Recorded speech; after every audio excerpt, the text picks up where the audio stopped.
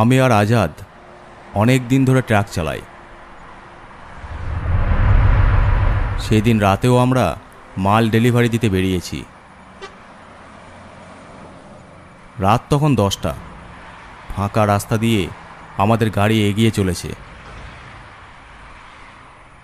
কিরে আজাদ, খিদে পেয়েছে নাকি? হ্যাঁ ভাই, রাত 10টা বেজে গেছে, খিদে তো লাগবেই। হ্যাঁ রে, আমারও খিদে পেয়েছে, কিন্তু এই রাস্তাতে কোনো ধাবাও তো চোখে পড়ছে না। চল আর একটু এগিয়ে দেখি। আরও কিছুটা যাবার পর রাস্তার ধারে একটা ধাবা চোখে পড়ে। ওই দেখ আজাদ, সামনে একটা ধাবা দেখা যাচ্ছে। চল ওখানে কিছু খেয়ে নি, এখনও অনেকটা পথ বাকি আছে। তারপর সেই ধাবার পাশে গাড়ি থামাই। বাইরে বেঞ্চিতে বসে খেতে শুরু করি।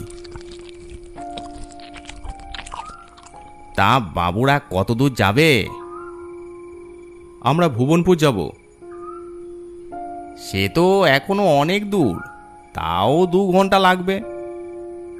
হ্যাঁ দাদা, এইদিকে আমরা নতুন গাড়ি নিয়ে আসছি, কোনো শর্টকাট রাস্তাও জানা নেই। তোমার কি কোনো শর্টকাট রাস্তা জানা আছে? তা আছে, শিমুলডাঙ্গার জঙ্গলের ভিতর দিয়ে যদি যাও তাহলে 1 ঘন্টার মধ্যে পৌঁছে যাবে। তাই নাকি? খুব উপকার করলে আমাদের। তবে ওই রাস্তা দিয়ে রাতের বেলা কোনো গাড়ি যায় না, কারণ অনেকে ভূতের পাল্লায় পড়ে প্রাণ হারিয়েছে। আমাদের ওসবের ভয় নেই, তুমি রাস্তাটা কোন দিকে একটু বলে দাও। কিছুটা দূরেই দেখবে ডান দিকে একটা রাস্তা বেঁকে গেছে, ওটাই শিমুলডাঙ্গার জঙ্গলের রাস্তা। অনেক ধন্যবাদ দাদা। তবে সাবধানে যেও, রাস্তার মাঝে গাড়ি থেকে কোথাও নেমো না। এরপর আমরা খাবারের টাকা মিটিয়ে ট্রাক নিয়ে বেরিয়ে পড়ি। কিছুটা যাবার পর দেখি ডান দিকে একটা রাস্তা নেমে গেছে। ওটাই মনে হচ্ছে শিমুলডাঙ্গার জঙ্গলের রাস্তা। চল ওই দিকেই যাওয়া যাক, রাস্তাটাও চিনে রাখা যাবে। তারপর আমরা গাড়ি নিয়ে সেই দিকে রওনা দিলাম।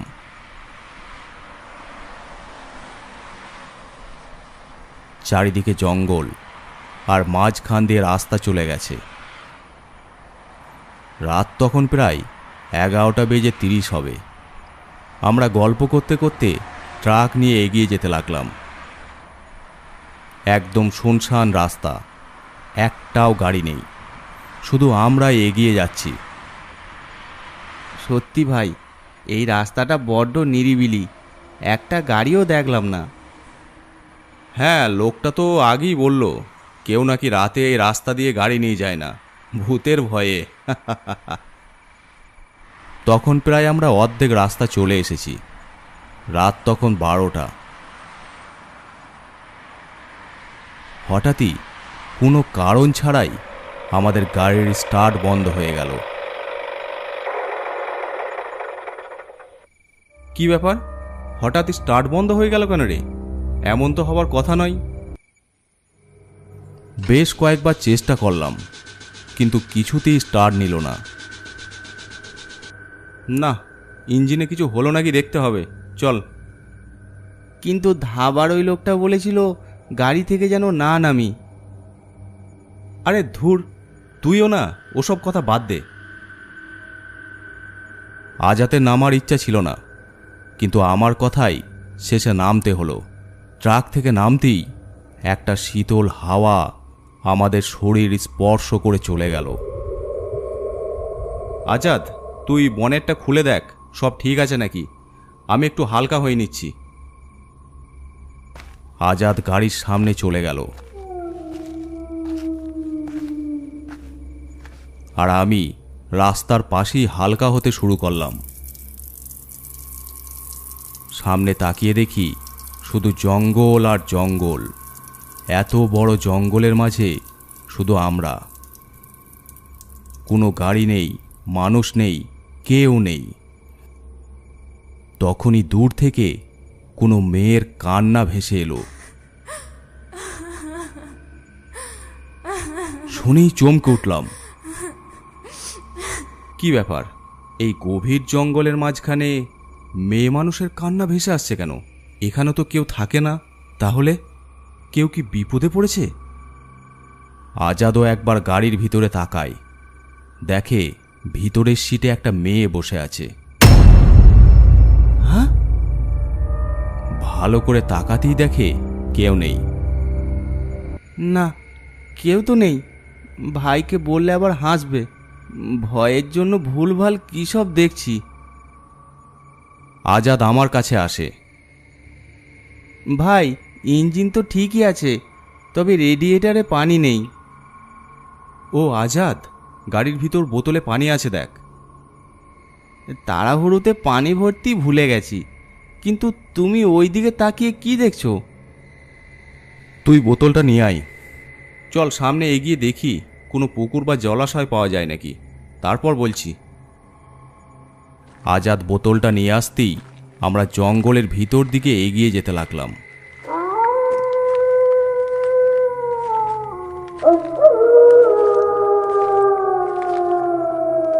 বুঝলে আজাদ, যখন হালকা হচ্ছিলাম তখন এই সামনের দিক থেকে একটা মেয়ের কান্নার আওয়াজ শুনতে পেলাম। কি বলছো? কান্নার আওয়াজ? এই গভীর জঙ্গলের ভিতর? কিন্তু এখানে তো কেউ থাকে না। সেটাই তো।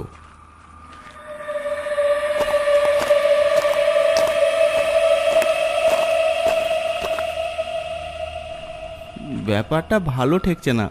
চলো আমরা গাড়িতে ফিরে যাই। আরে অত ভয় পাস না তো, চল আর একটু এগিয়ে দেখি। তারা আরও কিছুটা এগিয়ে যায়। সামনেই একটা বড় জলাশয় দেখতে পাই। তুই পানিটা ভরে নে। আজাদ বোতলে পানি ভরতে থাকে।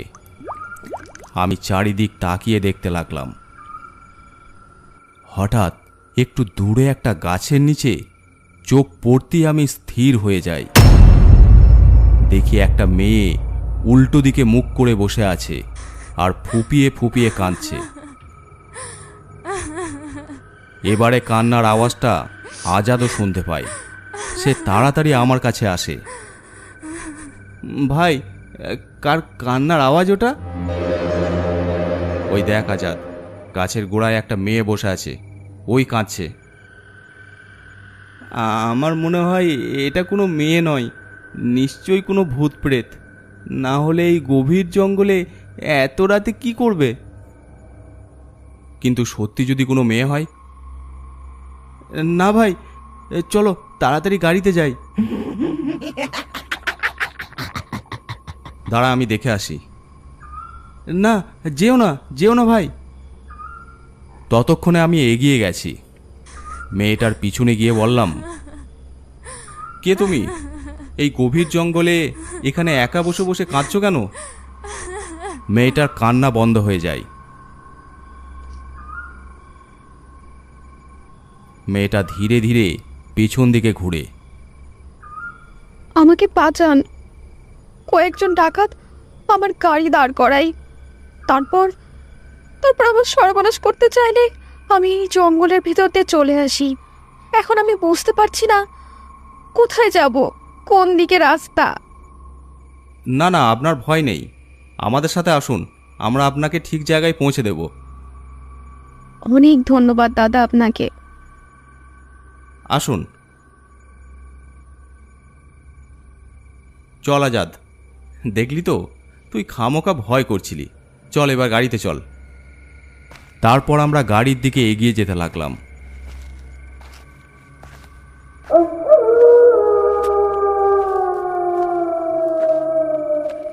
কিছুটা যাওয়ার পর মেয়েটাকে জিজ্ঞেস করি,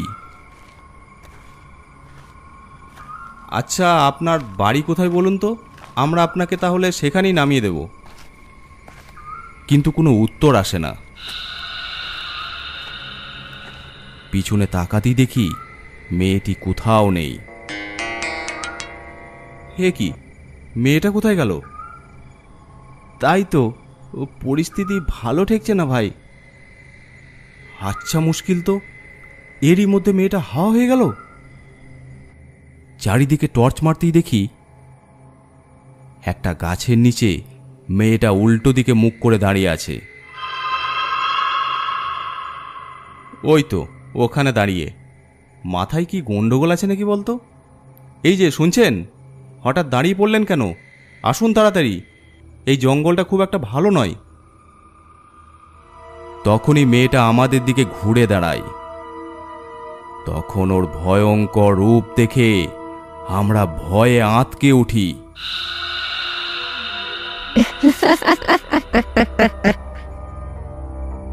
এ কি রে? কে এটা? এ তো কোনো মানুষ নয়। তবে কি? আমি আগেই বলেছিলাম আর রক্ষে নেই, তাড়াতাড়ি চলো। ভয়ে আমরা গাড়ির দিকে ছুটতে আরম্ভ করলাম। পিছনে সেই অশরীরীটাও ছুটে আসছে।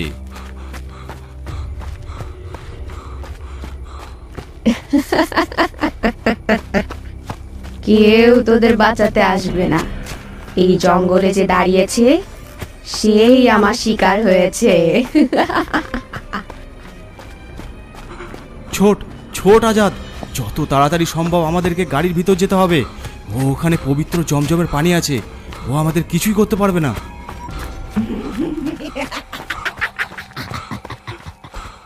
ভাই, আমার হাত পা অবশ হয়ে আসছে, আমাকে বাঁচাও। ভয় করিস না, ছোট ছোট আজাদ, আরো জোরে ছোট।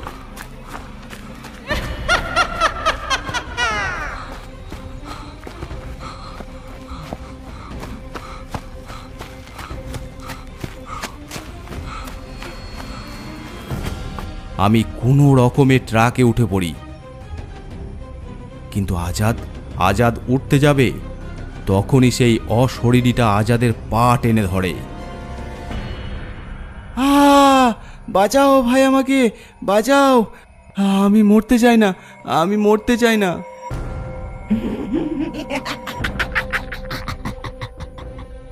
প্রথমে তোকে শেষ করব, তারপরে ওকে শেষ করব।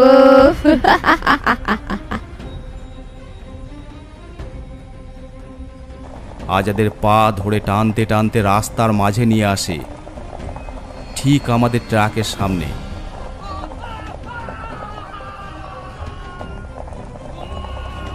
তারপর সে যেন আরো ভয়ঙ্কর হয়ে ওঠে। আমি কি করব বুঝতে পারছি না। না, যে করেই হোক এই অশরীরীর হাত থেকে আজাদকে বাঁচাতেই হবে। আমি তাড়াতাড়ি বোতলে রাখা পবিত্র জমজমের পানিটা নিয়ে গাড়ি থেকে নেমে আসি। ততক্ষণে সেই অশরীরীটা বিশাল রূপ ধারণ করেছে। আজাদের গলাটা ধরে শূন্যে তুলে ধরেছে। আজাদও বাঁচার জন্য ছটফট করছে।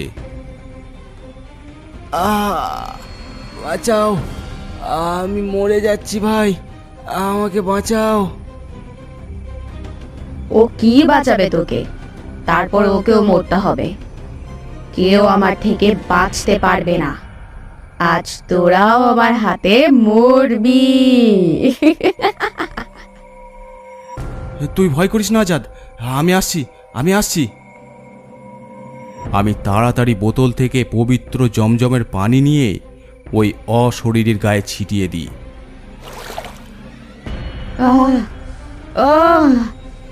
এটা কি রে?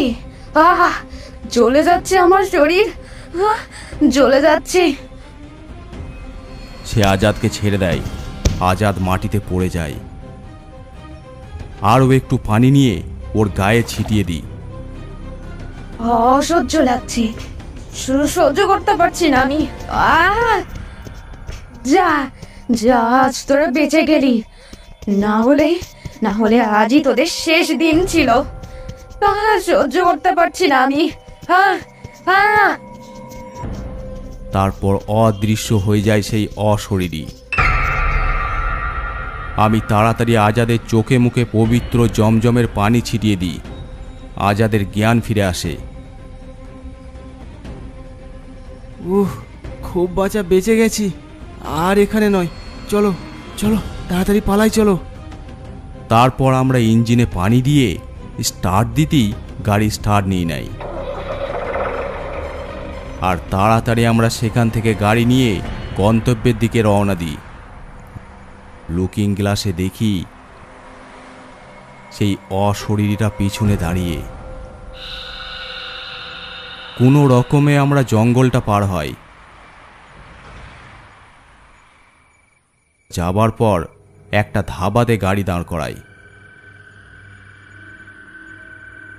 নিচে নেমে আসতেই ধাবার মালিক আমাদের বিধ্বস্ত শরীর দেখে বুঝতে পারে কিছু একটা হয়েছে। তোমাদের কি কোনো বিপদ হয়েছে? তখন আমি সমস্ত ঘটনা তাকে খুলে বলি। তোমাদের তো খুব সাহস। এই রাতের বেলা ওই রাস্তা দিয়ে ভুলেও কেউ যায় না, আর তোমরা ওই রাস্তা থেকেই ফিরছো। কিন্তু এর পেছনে কি রহস্য? অনেক বছর আগে একটা মেয়ে ওই রাস্তা দিয়ে রাতের বেলা বাড়ি ফিরছিল, কিন্তু কোনো কারণবশত তার গাড়িটা খারাপ হয়ে যায়। কিছুক্ষণ পর একটা ট্রাক আসতেই সে লিফট চায়, কিন্তু সেই ট্রাকের ড্রাইভার আর খালাসি তাকে লিফট না দিয়ে তার সর্বনাশ করে। এরপর তাকে মেরে ওই জঙ্গলেই পুঁতে দেয়। তারপর থেকে ওই রাস্তা দিয়ে রাতের বেলা যেই যায় সেই ওর শিকার হয়। খুব কম জনই ওর হাত থেকে বেঁচে বাড়ি ফিরেছে। আমরা অবাক হয়ে তার কথা শুনছিলাম। মেয়েটার জন্য কষ্ট হলো, কিন্তু কী বার করব? একটা ভয়ঙ্কর অলৌকিক স্মৃতি নিয়ে আমরা গন্তব্যের দিকে গাড়ি নিয়ে এগিয়ে গেলাম।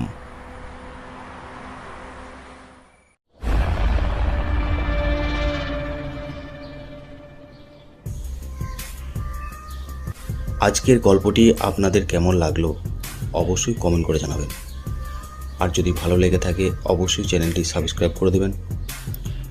আর আপনারা যারা গল্প পাঠাতে চান আমাদের ফেসবুক পেজে ইনবক্স করে পাঠাতে পারেন, অথবা আমাদেরকে মেল করতে পারেন।